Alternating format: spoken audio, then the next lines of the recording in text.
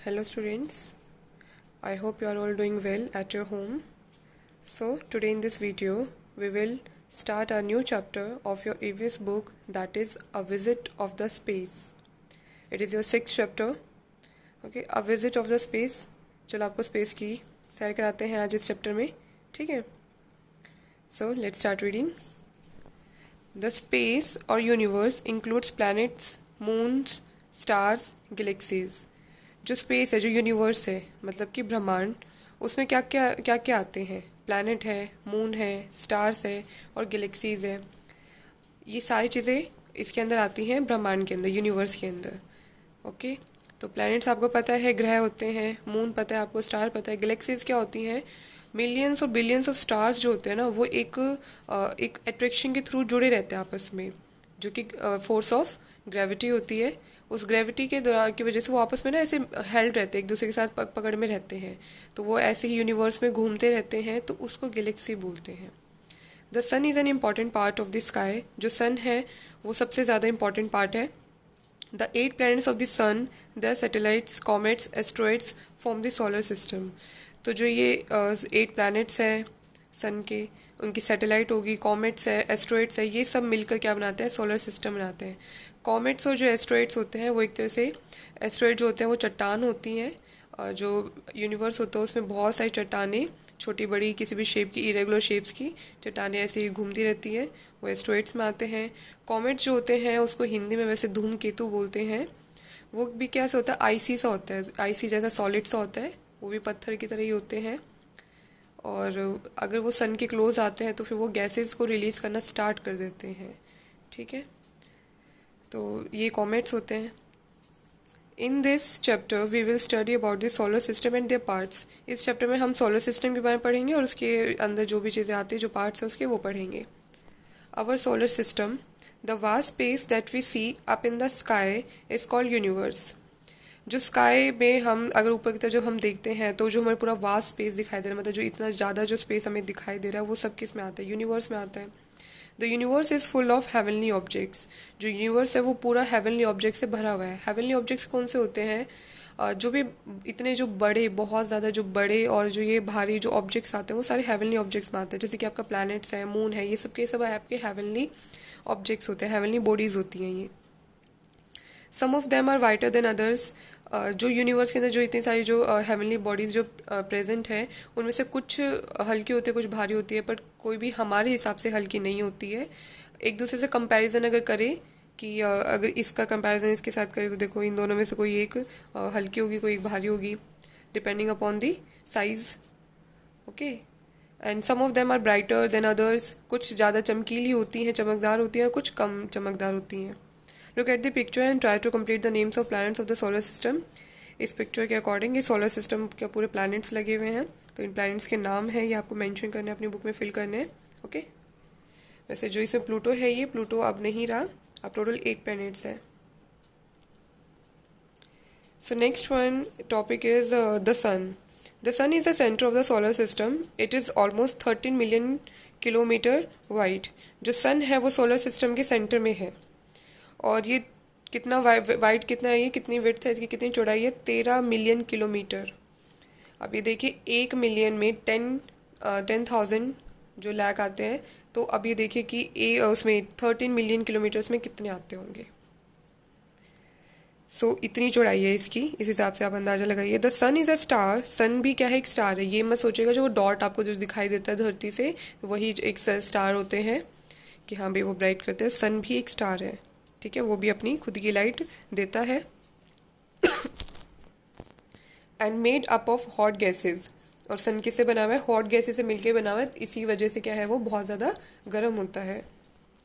It look so large because it is a near star to the earth. ये इतना बड़ा इसलिए दिखाई देता है क्योंकि अर्थ के सबसे ज़्यादा जो नज़दीक जो है वो यही स्टार है, ठीक है. तो सबसे ज़्यादा नियर स्टार कौन सा है धरती के? वो है सन, ठीक है, इस वजह से हमें बड़ा दिखाई देता है. 2 main gases in the sun are hydrogen and helium. तो सन में जो जो मेनली 2 गैसेज से मिलके बना है, एक तो हाइड्रोजन है और एक हीलियम है. तो सन के केस में होता क्या है, जब हाइड्रोजन हीलियम गैस में चेंज होता है मतलब हाइड्रोजन क्या होता है, हीलियम गैस में चेंज हो होता है। तो जब वो चेंज होता है तो एनर्जी प्रोड्यूस होती है। वो एनर्जी कहाँ प्रोड्यूस होती है, उसके कोर में। By this change energy is produce in the core. Core मतलब उसके चारों तरफ जो किनारे, वो कोर में उसके जो एनर्जी है वो प्रोड्यूस होती है। मतलब यहाँ पर फुल वो हीट वाली जो एनर्जी है वो यहाँ पर प्रोड्यूस होती है and release into the space. और यहाँ से क्या होता है, स्पेस में रिलीज कर देते हैं, निकाल देते हैं बाहर। ठीक है। The sun provides heat and light to the earth and other planets. तो जब वो जो आपकी हाइड्रोजन गैस है वो जब हीलियम गैस में चेंज हो रही होती है, तो उस प्रक्रिया के दौरान क्या होता है, वो एनर्जी इसके कोर में आ जाती है। और कोर वो एनर्जी है क्या, वो हीट वाली एनर्जी ही है। ठीक है। और जब यहाँ कोर में आती है तो वो स्पेस में डालना स्टार्ट कर दे, स्पेस में रिलीज करना स्टार्ट कर देती है। तो वो है क्या, वो उसी की वजह से क्या हो रहा है, सन क्या कर रहा है, दे रहा है हमें हीट और light. Temperature of the surface of the sun is nearly 6000 degree Celsius. जो सन का जो सरफेस है उसका टेम्परेचर कितना होता है, लगभग 6000 डिग्री सेल्सियस। अब ये इससे अंदाज़ा लगाइएगा कि 100 डिग्री सेल्सियस में जो वाटर होता है वो बॉयल हो जाता है, उबल जाता है। तो अब सोचिए कि इतना ज़्यादा इसका टेम्परेचर होता है। The central part of the sun is the hottest part. और सबसे ज़्यादा जो हॉटेस्ट पार्ट है, जो सबसे ज़्यादा गर्म जो हिस्सा होता है वो कौन सा होता है, उसका सेंटर, बीचों बीच का जो हिस्सा होता है। Heat and light both are produced in the core of the sun. और जैसे मैंने आपको बताया, जो सन का कोर होता है वहाँ पर हीट और लाइट प्रोड्यूस होती है। The sun is the ultimate source of energy. जो सन है वो धरती पे, अर्थ पे एक मतलब आपका क्या है, एक अल्टीमेट सोर्स ऑफ एनर्जी है। उसके बिना कुछ भी नहीं, कोई भी आपकी एनर्जी, कोई भी कुछ भी पॉसिबल नहीं है, ना ही लाइफ आपका पॉसिबल है यहाँ पे। ठीक है। तो ये क्या है, एनर्जी का सबसे आपका क्या है, एक मात्र आपका सोर्स है। Without it there would be no life on the earth. इसके बिना धरती पे कोई भी लाइफ संभव नहीं है। Planets are the large heavenly objects that move around the sun or other stars. Planets जो है वो भी आपके क्या है, लार्ज हेवनली ऑब्जेक्ट्स है, बड़े हेवनली ऑब्जेक्ट है जो सन के चारों तरफ घूमते हैं, या फिर कुछ अदर स्टार्स है उनके चारों तरफ घूमते हैं। A planet which move around the sun is in definite path is called the orbit. Orbit एक तरह से क्या है, मतलब वो आपका क्या है, परिक्रमा सी है। परिक्रमा जहाँ मतलब जैसे अगर कोई फिक्स पाथ है, मान ली ये हो गया एरिया, ओके। इस एरिया में ही अगर वो घूम रहे हैं प्लैनेट्स अपने इसी ऑर्बिट, ये ऑर्बिट कहलाएगा। फिर अगर इसका फिक्स पाथ है कि ये इसके बाहर नहीं जाएगा, इसके अंदर कहीं नहीं जाएगा, ये सिर्फ इसी पाथ में घूमेगा, तो ये क्या कहलाएगा, ऑर्बिट। तो जो प्लैनेट मतलब कि आपका सन का अगर डेफिनेट पाथ में अगर वो मूव कर रहा है तो वो क्या कहलाता है, orbit. They do not move out of their orbit. ये अपने ऑर्बिट के बाहर नहीं घूमते हैं, नहीं मूव करते हैं। Because they are pulled by gravity of the sun. क्यों नहीं जाते हैं इधर उधर, सिर्फ उसी और फिक्स पाथ में क्यों घूमते हैं वो, क्योंकि सन की जो ग्रेविटी है वो उसे अपनी तरफ खींचती है। ठीक है। तो वो एक ही पाथ में घूमते रहते हैं। ग्रेविटी जो होता है उसको वैसे हिंदी में गुरुत्वाकर्षण बोलते हैं। तो वो एक तरह से क्या है, एक फोर्स ऑफ अट्रैक्शन है जो अपनी तरफ खींचती हैं चीज़ों को। हर एक चीज़ें नीचे ही गिरती है, आपने नोटिस किया है। तो वो नीचे ही क्यों गिरती है, क्योंकि धरती क्या कर रही है, धरती में जो ग्रेविटेशनल फोर्स है वो अपनी तरफ सारी चीज़ों को अट्रैक्ट करती है, अपनी तरफ खींचती है। तो सेम उसी तरीके से सन भी। The planets do not have their own light. Planets की खुद की लाइट नहीं होती, जैसे सन की खुद की लाइट है ऐसे प्लैनेट्स की नहीं होती। They shine only when sunlight falls on them. वो तभी चमकते हैं जब जो सनलाइट है उनके ऊपर गिरती है। They shine in the sky like stars. वो स्टार्स वो कैसे चमकते हैं स्काई में, जैसे कि stars with the steady light, एक सीधी रोशनी के साथ। That is they do not twinkle. तो वो ट्विंकल नहीं करते, बस वो शाइन करते हैं। जैसे अगर उनके ऊपर अगर पड़ी लाइट तो वो बस वो चमकते हैं। ठीक है। वो ट्विंकल नहीं करते कि जैसे होता है ट्विंकल करते हैं स्टार्स करते हैं, वैसे ट्विंकल नहीं करते। The relative position of the planets keep changing slightly after night in relation to the stars.